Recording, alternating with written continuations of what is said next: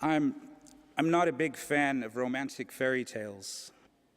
I mean, once I've read one, I've read them all, especially the traditional ones.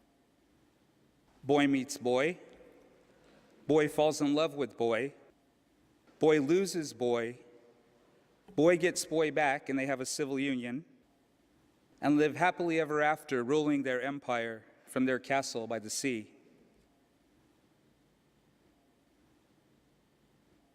Even as a child, I preferred the kind of fairy tale that didn't work to a tried and true formula.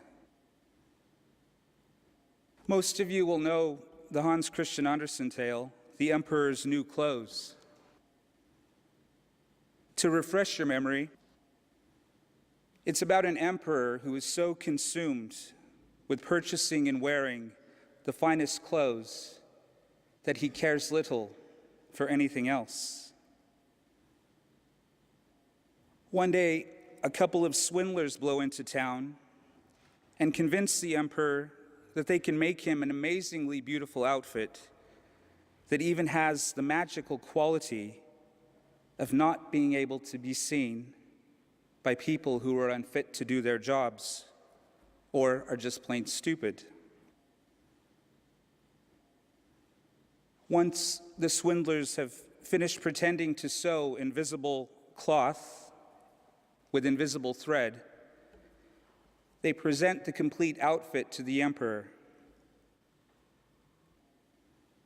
Of course, neither the emperor nor his attendants can see the so-called amazing cloth, but they congratulate the swindlers anyway on a job well done, so as not to alert anyone that they may be unfit for their jobs. Finally, the day of pageantry arrives, and the emperor parades through town wearing his fine, new, invisible clothes. The crowds yell out how marvelous he looks, though none in the crowd can see any of the fine cloth either. Finally, a small child from the crowd pipes up and states the obvious, as children are apt to do.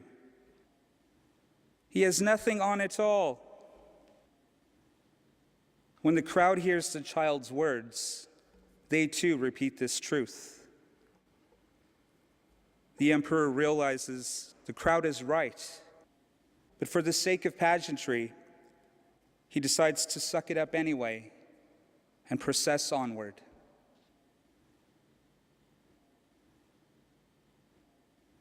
Having helped raise my younger siblings, I have been aware for some time that children have an extremely low tolerance to hypocrisy. If you were a parent or a grandparent or a teacher, you may know this too. If given the opportunity, they will call it out, much like the small child does in our story. I've often thought that Jesus had this kind of quality in mind when he said that you must become like a child to enter the kingdom of God.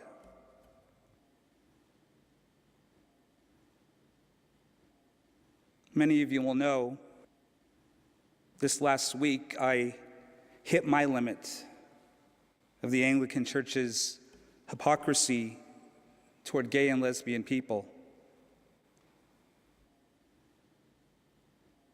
We're not allowed into even the most preliminary stage of testing our calling to ministry if we will not commit to permanent celibacy. This is the quiet policy of most of our Pakeha bishops in order that we do not offend the ultra-conservative and bigoted in the wider Anglican communion. This is, they believe, for the sake of unity. So in essence, after 5 years of waiting to be allowed in, I have turned my back on the process.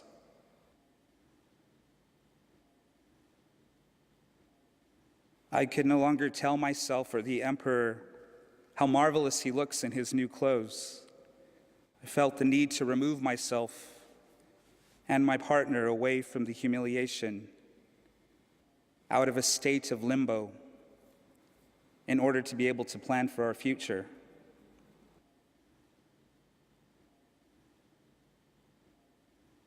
I won't re-preach Clay's sermon from last week. I think he said it quite well.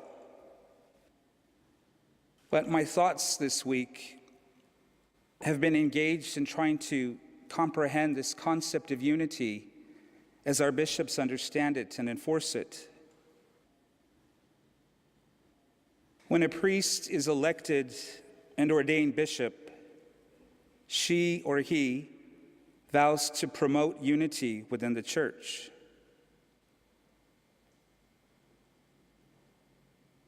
I'm trying to get my head around how the exclusion of gay, lesbian, bisexual, and transgendered people from being part of the full life of the church promotes unity, especially because bishops also vow to uphold justice.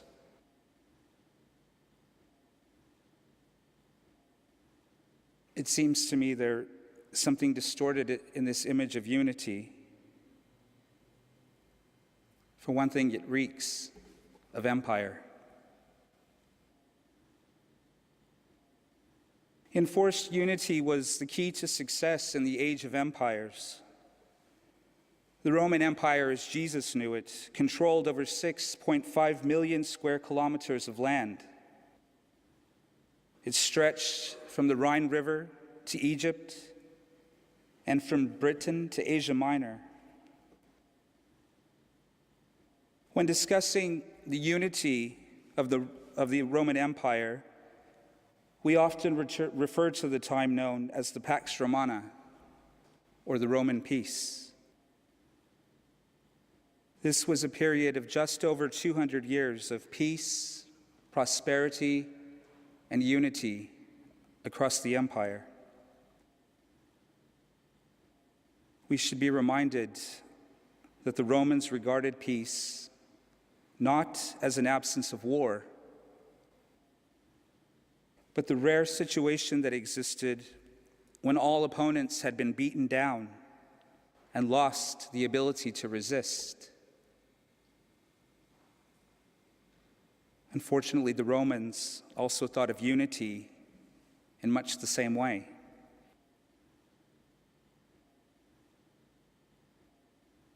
The Roman conquest model that later would-be empires looked to as a success story has been described as centralized control, the suppression of local identities, the imposition of a unified system of beliefs and values, the enslavement of conquered populations, the attribution of subhuman status to a large part of the workforce, and the deprivation of women of political power. In the words of the philosopher Seneca, what is good must be set apart from what is good for nothing.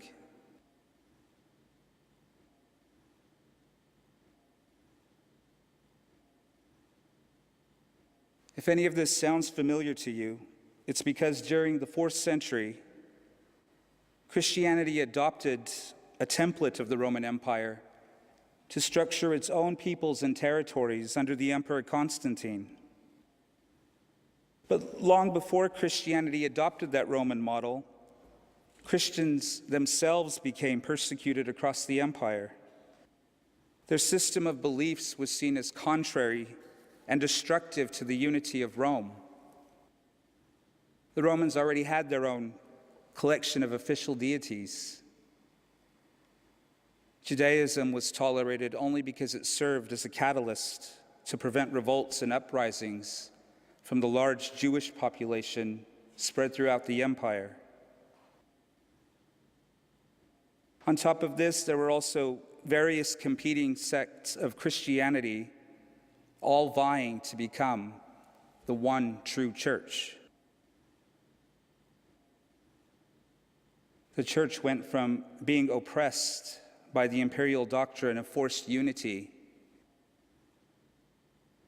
to oppressing others and recreating that same doctrine.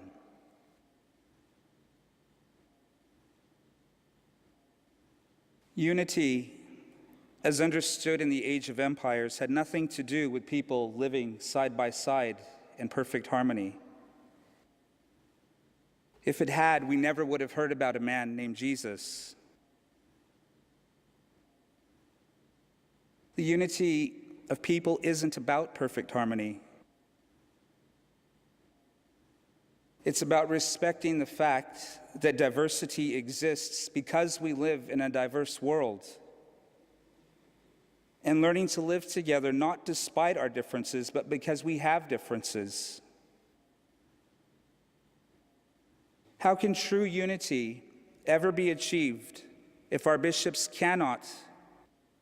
will not stand up and say, "I believe in the equality of all people. I will not consent to people being divided up into categories of good and evil, clean and unclean, pure and impure, worthy and worthless"?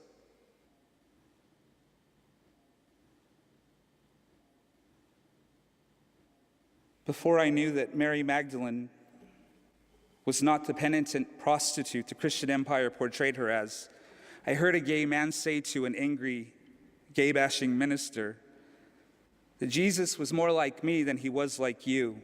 He hung out with 12 guys and a prostitute.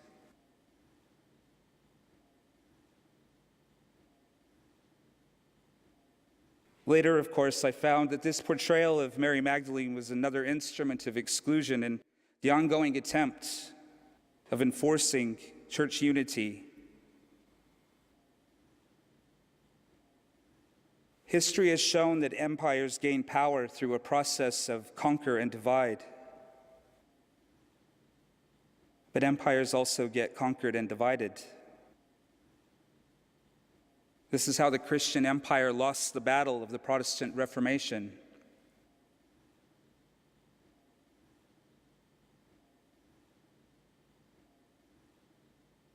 When an empire, for the sake of unity, attempts to oppress parts of our identity with policies of exclusion, we have no greater responsibility to justice than to challenge that emperor's concept of unity. We have a choice. We can endorse the lie of the emperor's new clothes, or we can yell out, "He's not wearing anything," and try to save the church from its imperial fate. So no, I'm not a fan of romantic fairy tales. I am a fan of happy endings. The day our bishops stand up to the injustice in our Anglican empire, it will be a new chapter in the life of the church, a happy re-beginning. It could happen.